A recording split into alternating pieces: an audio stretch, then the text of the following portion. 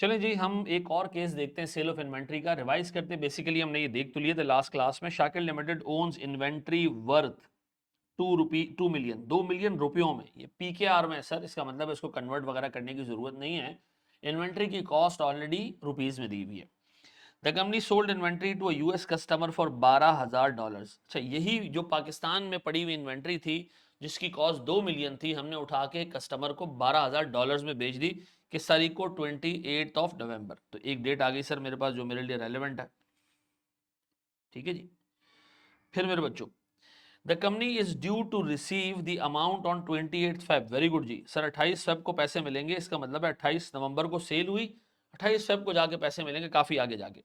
31 दिसंबर इन दो डेट्स के बीच में आएगा। इसका मतलब है मेरे पास सर तीन की डेट्स हैं, तीन की डेट्स हैं सर मेरे पास। एक डेट मेरे पास आ रही है सर 28 नवंबर,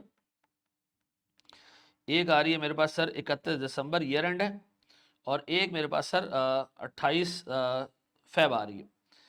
इसका मतलब ये कि सर मेरी बुक्स में एक रिसीवेबल जनरेट होगा यहाँ पर सर, यहाँ रिसीवेबल रीवैल्यू हो जाएगा फॉरेन करेंसी के लिए, और यहाँ रिसीवेबल रिसीव हो जाएगा ऐसा।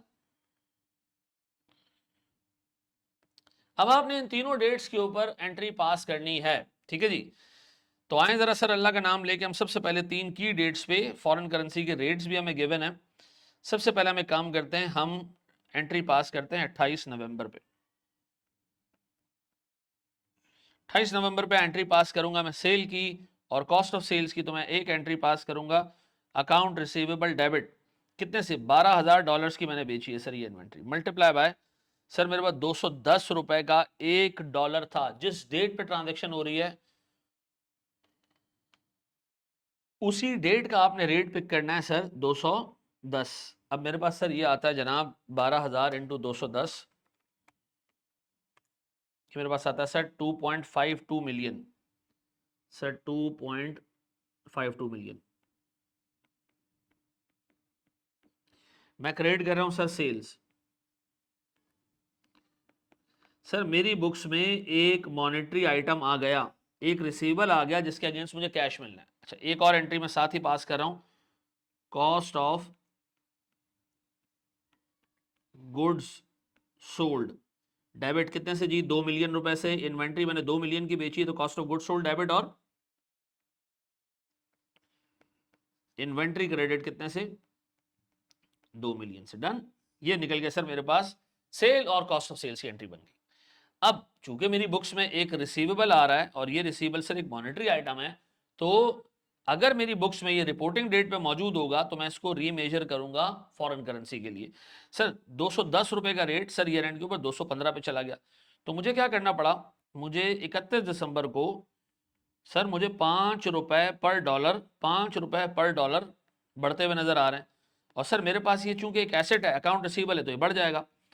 अकाउंट रिसीवेबल फर्दर डेबिट कितने से भैया? $12,000 इंटू 5 रुपए, तो ये हो जाता है सर 60,000 रुपए।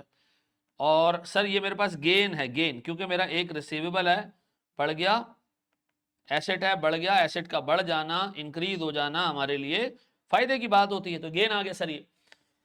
अब मेरे प्यारे बच्चों 31 दिसंबर के बाद हम भागते दौड़ते पहुंचे 28 फेब को। सर डॉलर अपेरेंटली और भी महंगा हो गया, हो गया महंगा हो गया, हाँ सर 221 पे चला गया। तो अब बताओ मैं अपने पास एंट्री पास करूंगा कैश डेबिट। अब जब मुझे कैश मिलेगा ना तो 12,000 इंटू 221 के रेट से मिलेगा। ठीक है जी, $12,000 मिलेंगे और उनका आज रेट 221 है। तो ये मेरे पास आता है सर 2650 सर 2652,000। और मेरे बच्चों मेरे पास से अकाउंट रिसीवेबल कम हो जाएगा, खत्म हो जाएगा। अच्छा, अकाउंट रिसीवेबल कितने पे रिकॉर्डेड है? सर मेरा अकाउंट रिसीवेबल इस वक्त रिकॉर्डेड है सर 2.52 पे, और सर उसमें 60,000 का और इजाफा हो गया था। तो सर 2520,000 प्लस 60,000, ये मेरे पास आता है सर 2580,000।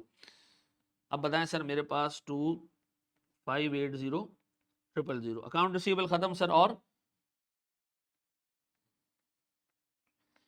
एक्सचेंज गेन मेरे पास फर्दर आ गया। अच्छा, ये एक्सचेंज गेन आप कैलकुलेट भी कर सकते हो।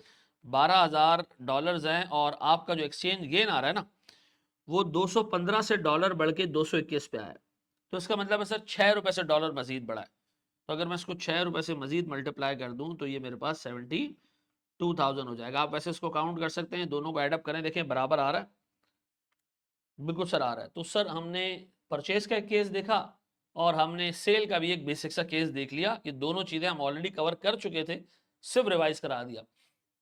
अब मुझे एक बात बताएं, व्हाट इफ कि हम ऐसा केस देखें जिसमें सेल और परचेज दोनों आ रही हो एक साथ, इन्वेंट्री खरीदी भी जा रही हो फॉरेन करेंसी में, उसकी पेमेंट भी हो रही हो, वो बिक भी रही हो और उससे पैसे भी रियलाइज हो रहे हैं, खरीदी भी फॉरेन करेंसी में जाए और बेची भी फॉरेन करेंसी में जाए, ऐसा केस करते हैं। लेकिन इससे पहले आप इस पूरी इलस्ट्रेशन को कॉपी करो, यहाँ रोकें सर इस वीडियो को, ये कॉपी करें और ये कॉपी करें और हम एक स्टेप और आगे बढ़ते हैं।